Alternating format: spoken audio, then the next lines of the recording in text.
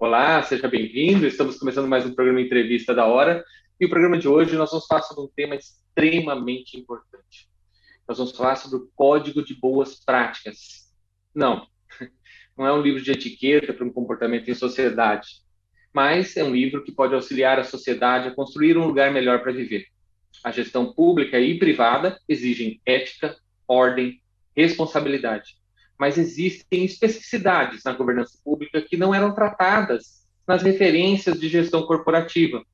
O Código de Boas Práticas em Governança Pública da Rede Governança Brasil foi escrito a muitas mãos. E hoje recebemos duas coordenadoras acadêmicas do Código, a Luana Lourenço e a Flávia Canedo, para falar um pouco mais de como ele foi estruturado e pensado para ser referência no Brasil e muito provavelmente no exterior. Muito bem-vindas, Luana, Flávia.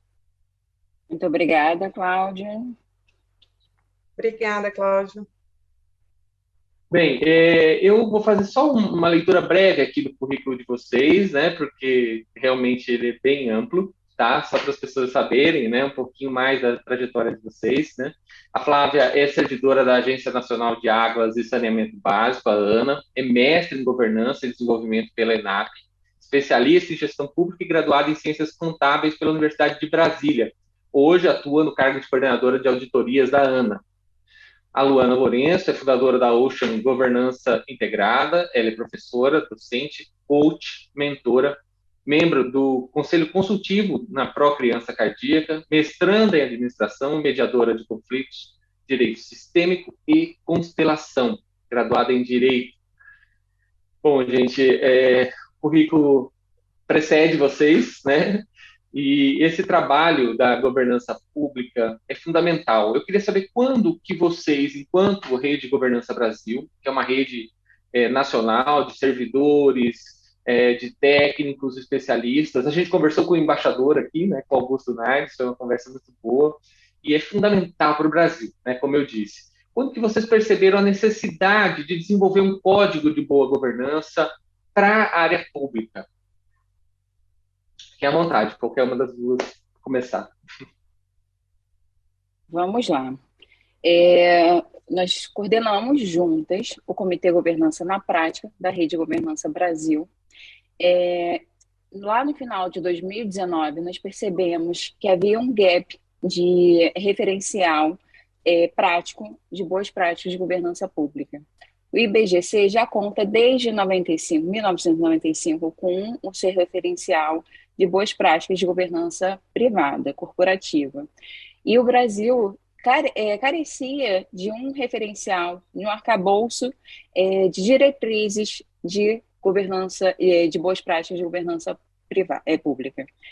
Então, eu e a Flávia, mais um colega, que é coordenador acadêmico também do Código, o Welles Abreu, que não está aqui hoje, nós percebemos, identificamos esse gap e discutimos amplamente no âmbito da rede e decidimos que ocuparíamos esse espaço. Não foi um trabalho fácil, porque precisava de uma rica inteligência coletiva, de ter o maior número de contribuições possível, abrir para a sociedade e, ao mesmo tempo, fazer um espaço, uma ampla pesquisa. Então, vou passar para a Flávia para que ela também fale sobre como foi realizada essa pesquisa e qual foi o trabalho, qual foi a dinâmica, o resultado disso. Flávia. Obrigada, Luana. É importante a fala da Luana e a sua fala também, Cláudia, no início. Acho que você especificou o ponto principal da construção do Código de Boas Práticas em Governança Pública. O setor público, ele tem as suas particularidades, né, Cláudia, como você bem pontuou. Quando a gente pega o excelente referencial que nós temos para a iniciativa privada, a gente observa aí alguns pontos, algumas oportunidades que a gente teria de trabalhar para a gente conseguir ter uma maior aplicação para as organizações públicas. Por quê? Os órgãos públicos, o trabalho executado em âmbito público, ele é, né, um pouco diferenciado do âmbito privado, né? O usuário final, por si só, já é, né, um grande diferenciador. porém, a gente tem configurações muito heterogêneas e complexas, que nos diferenciam, às vezes, da iniciativa privada. Então, no setor público, a gente tem aí uma integração forte entre as organizações, entre os entes federativos, e a gente precisava olhar para isso com maior cuidado e trazer aí o que há de melhor no país, que está sendo executado de norte a sul, para que a gente pudesse disseminar conhecimento, né? Então, essa foi o principal motivador também da necessidade de a gente ter um documento voltado ao setor público.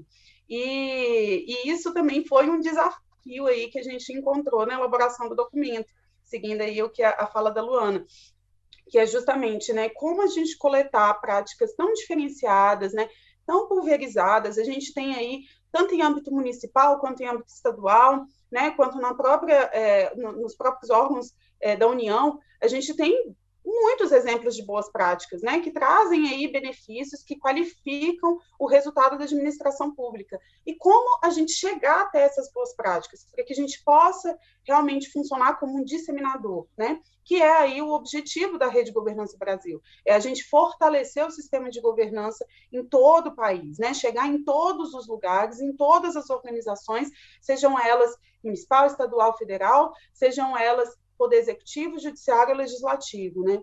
Então, primeiramente, a gente direcionou os esforços aí no âmbito da Rede Governança Brasil como um todo. Então, a gente, como a Luana comentou, a gente está aí na coordenação do Comitê de Governança na Prática. O comitê, todos os membros do comitê trabalharam fortemente aí na elaboração do código, na organização das informações que foram coletadas dentro da rede. Essa coleta, então, ela envolveu aí a busca por práticas, né, e por conhecimentos teóricos junto a servidores públicos, mas também junto à academia, porque a rede de governança ela é formada aí uma grande parte por acadêmicos, né, de excelência, e também pela iniciativa privada. Nós buscamos aí boas práticas da iniciativa privada que são aplicáveis à administração pública e trouxemos para a gente né, mostrar aí como exemplos. Então, o próprio trabalho de elaboração do código, ele foi um trabalho que necessitou aí de uma grande governança, de uma grande colaboração, de um trabalho em rede, um trabalho sensível, para que a gente conseguisse, de fato, o resultado né, e que a gente busca aí, que a gente, de fato, influencie nesses aperfeiçoamentos aí nas organizações. Luana, o código foi lançado em dezembro, né, pelo que a Flávia falou, quer dizer, esse trabalho se aproveitou desse poder, né, desse potencial da rede RGP, isso é extraordinário, né? Quando a gente começa a trabalhar em rede, realmente são tantos olhares e perspectivas que é enriquecedor, né, sem dúvida nenhuma. Agora, eu queria saber, Luana, assim, enquanto professora, por exemplo, a questão acadêmica, a teoria, também é um embasamento forte para consolidar o código, ou ele foi focado mais na prática, no empírico mesmo? Queria que você falasse um pouquinho disso. Bom, nós temos 3 coordenadores acadêmicos. O Elis, que é doutor, a Flávia é mestre, eu estou na docência já tem alguns anos, também temos outros membros no comitê que fazem parte de docência e tem aí, nós identificamos quais partes, quais etapas, quais teorias que podem ser aplicáveis na governança pública, que não sejam só referenciais teóricos da governança, típico da governança pública, mas também que a gente puxe da governança privada, de cultura organizacional, por exemplo, que vem muito forte no código, e boas práticas de gestão de pessoas, principalmente. Então, nós trouxemos aí gaps que precisavam ser preenchidos, lacunas que precisavam ser preenchidas para poder trazer maior robustez ao código. Não sei se respondi a sua pergunta, Cláudio. Sim, justamente. Sim. Porque quando a gente olha, por exemplo, do ponto de vista da administração, você tem escolas de administração, você tem processos administrativos que se complementam, né? E que podem gerar um processo de transparência, um processo de organização da gestão. É isso que eu queria saber, dizer, em que aspecto, né, se isso foi pensado e contemplado dentro do código, né? Ao longo do trabalho, é importante também citar que nós realizamos uma série de webinars. Nós convidamos professores da ENAP, da EAESP, da IBAP, também para poder evitar um olhar enviesado. Nós olhamos tanto para esse documento, nós da rede como um todo, que a gente considerou que poderíamos estar com um olhar enviesado para o código. E a gente queria que ele fosse livre de vieses políticos e livre de nossos próprios vieses cognitivos.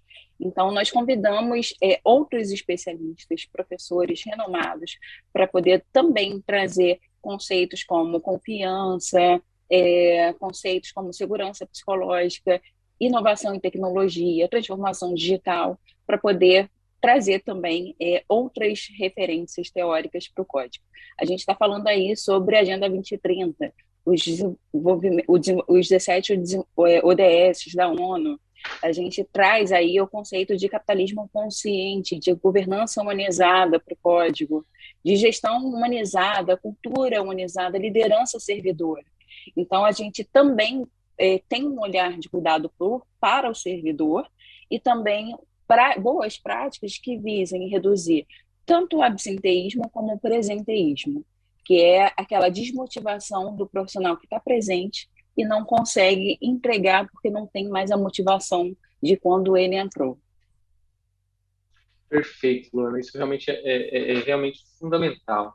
Flávia, eu queria, assim, sua experiência enquanto coordenadora de auditorias, por exemplo, na ANA, contribui sobremaneira para isso, quer dizer, para entender esses gargalos, né, que a administração pública às vezes tem. Eu costumo dizer, por exemplo, aqui em Chapada dos Guimarães, tá, 60 quilômetros de Cuiabá, para um cargo de secretário municipal, o valor do salário é menos de R$3.000. E está a 60 quilômetros da capital. Então, hoje você tem tantos problemas, né, no ponto de vista da licitação, do direito público, de improbidade, responsabilidade, que a pessoa que tem mais competência e capacidade olha para isso e fala, não vou, prefiro ficar aqui. Né? E aí você tem uma cidade que tem uma importância gigantesca para o turismo aqui do estado de Mato Grosso, que é gerida, né, com menos competência, talvez, do que poderia ter. Né, Flávia, como é que você vê isso? Assim, esse gargalo que a gente tem na governança e na gestão pública, e de que maneira a gente pode avançar, né, em direção à liderança, em direção à capacitação do próprio servidor concursado, que poderia estar ocupando espaços, né? Cláudia, ótima colocação. A gente, à frente de diversos processos no âmbito da rede de governança, a gente vem observando, de fato, né, esse gargalo na prática, especialmente no âmbito das prefeituras municipais, não somente, né, mas aqui eu vou fazer esse destaque, né, seguindo a sua fala. A gente vê essa necessidade, de fato, de fortalecimento dessa gestão. E isso faz muita diferença, viu, Cláudio? Quando a gente pensou o Código de Boas Práticas em Governança Pública, a gente pensou nisso também, né? Então, a gente tem dois objetivos aí, né? Trazer, funcionar como um repositório aí de coleta do que está acontecendo, das práticas boas que estão sendo geradas e implementadas na administração pública, mas também principalmente disseminar conhecimento.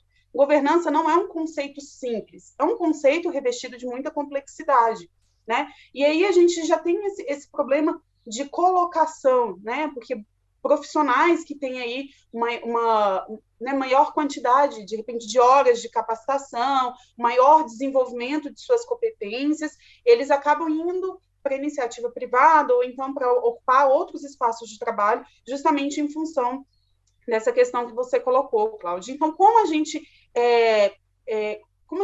conseguir, né, quais são os fatores principais para a gente conseguir desenvolver os nossos servidores e desenvolver as nossas lideranças, né? Então, muitas vezes isso pressupõe aí uma curva de conhecimento e, às vezes, os profissionais que estão no âmbito do serviço público, eles não sabem por onde começar para desenvolver, para caminhar nessa curva de conhecimento. Então, o código, e aí eu vou conectar com a fala anterior da Luana, porque o código, ele traz essa prática, ele traz essa teoria, todas as boas práticas, elas trazem um caminho de como serem implementadas. Então, a gente tem aí mais de 130 boas práticas, em governança pública, e a gente tem o como implementar. Como que eu vou trazer esse programa de integridade para a minha prefeitura, para a minha secretaria estadual, né, ou para a minha secretaria municipal?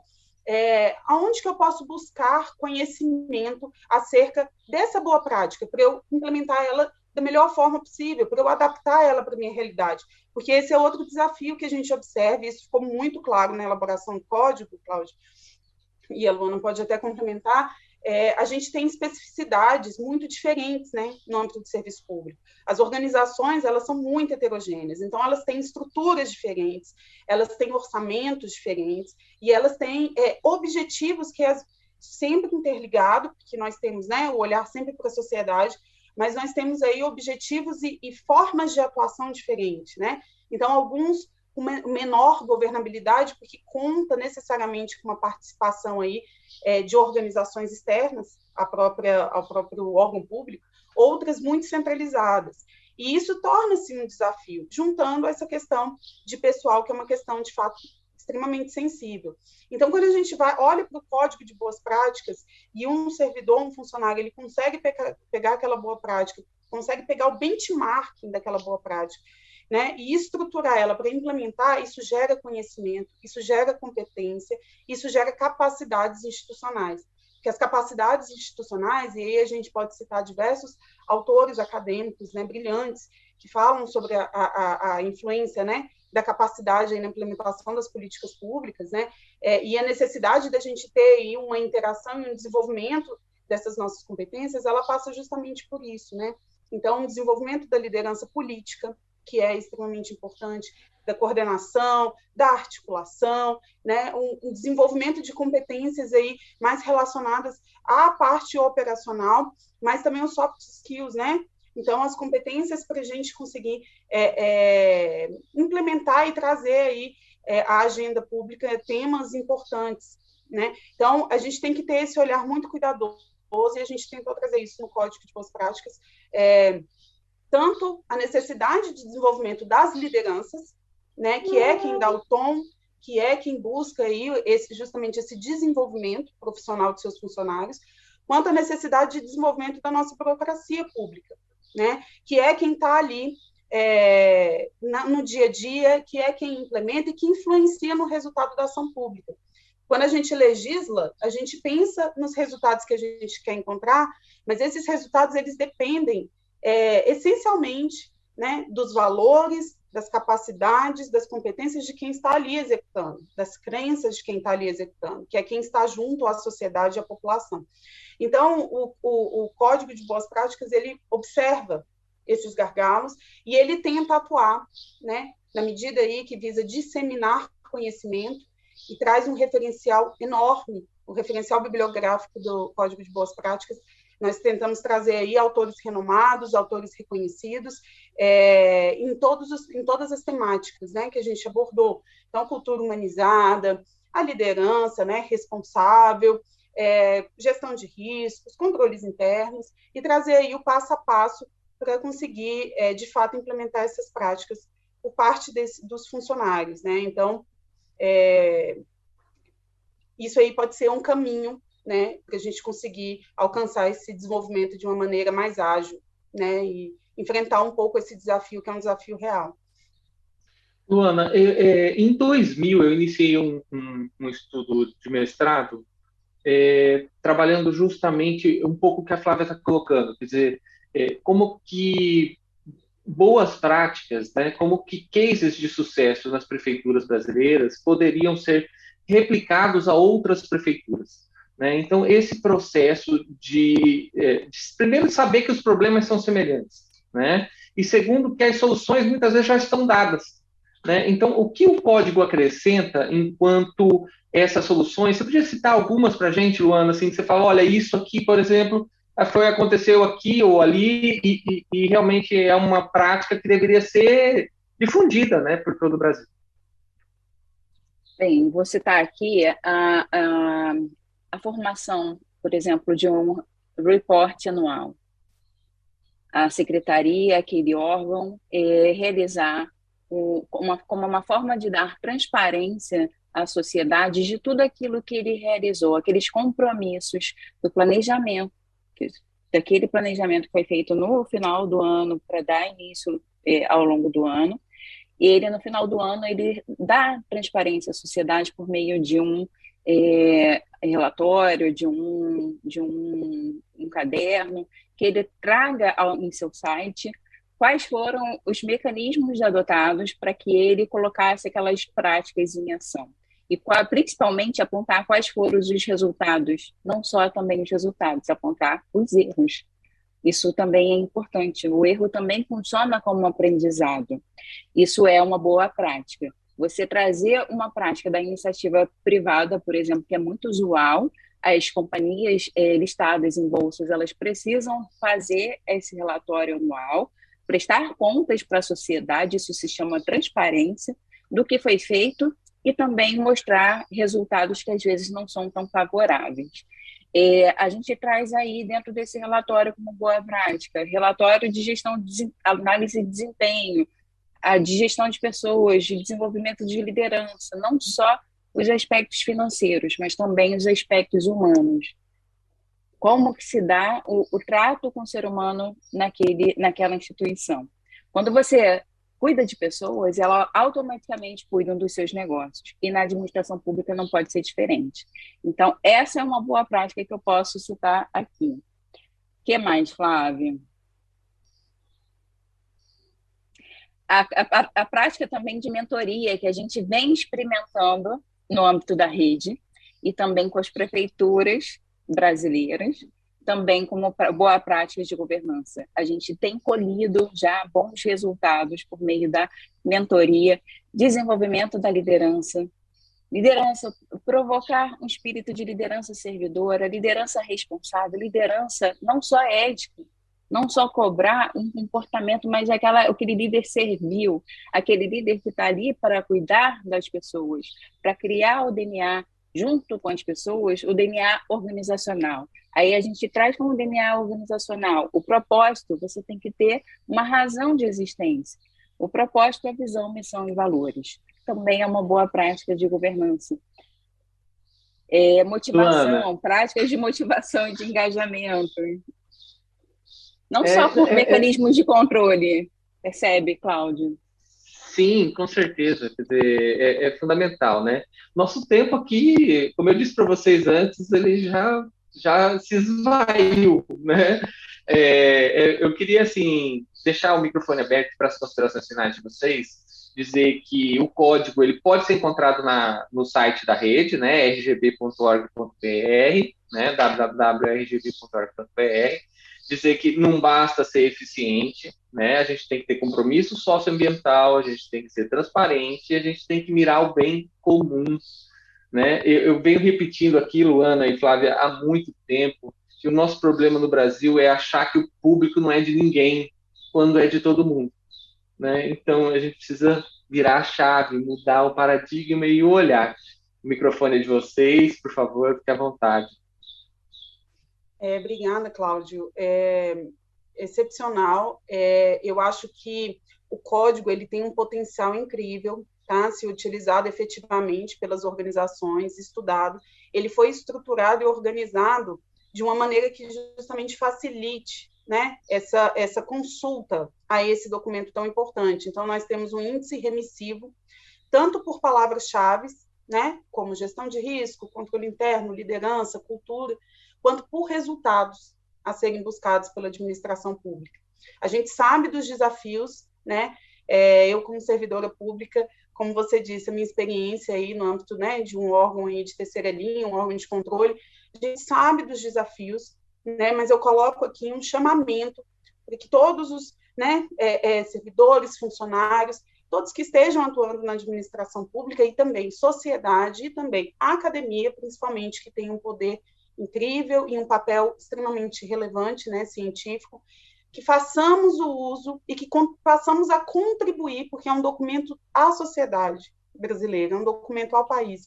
Então que possamos contribuir e fazer uso e cobrar, por que não, né, a implementação aí de ações de melhoria, né? Tem diversas ações e uma ação implementada de governança tem um poder transformador, tanto para a organização, quanto para o ente federativo, quanto para a governança, né? E é isso, olhando sempre para a sociedade, né? Nós nos servimos e servimos aos outros, né? Então, vamos buscar essas melhorias, vamos nos engajar, né? E vamos fazer uso do que é nosso, porque é um documento à sociedade. Obrigada, Obrigado. Cláudia. Obrigada, Flávia. Luana? Quero aproveitar o gancho, Cláudio, para falar que o código todo foi redigido em uma linguagem acessível para todas as pessoas da sociedade. Tem também um QR Code lá para que cada um se sinta convidado a contribuir, a dar suas contribuições, trazer novas boas práticas. Ele é um documento vivo, como a Flávia gosta de falar, ele é retroalimentável, então a gente tem aí o poder e o dever de contribuir com a melhoria da governança pública. Também ele é inovador porque ele alimenta não só a teoria acadêmica no Brasil, como também ele serve como referencial teórico para quem vê do lado de fora, os outros países estão assistindo o desenvolvimento da governança brasileira. Então, deixa aqui uma mensagem que a transformação das organizações começa pelas lideranças, por pessoas, cuide das pessoas que elas cuidarão dos seus negócios. A administração pública não poderia ser diferente, como já mencionado aqui, é um reforço, e também as boas práticas de governança atreladas ao desenvolvimento sustentável, ao capitalismo consciente, que vantagem competitiva também está atrelada ao cuidado humano. A gente faz aí um reforço na governança humanizada que a gente tanto declara aí no código, e um convite para que todos façam download lá no site da RGB e leiam o código, tragam suas contribuições, serão muito bem-vindas. Muito obrigada, Cláudio, a TV Assembleia do Mato Grosso de Cuiabá pela abertura, e espero voltar algumas vezes para falar sobre esse trabalho. Será um prazer, Luana, Flávia, grato pela participação, fico muito feliz, né, de poder abrir esse espaço. A TV Assembleia é uma TV pública, sem fins lucrativos, que a gente faz aqui é levar informação de qualidade e pode fazer diferença no seu dia a dia. Esse programa você vê às 9h30 da noite, com reprise ao meio-dia e às 5 da tarde. Também no YouTube, youtube.com/TV Assembleia MT. Leia o Código de Boas Práticas de Gestão Pública, pratique as boas práticas e exija uma administração não menos do que a melhor possível. Fiquem com Deus e até a próxima.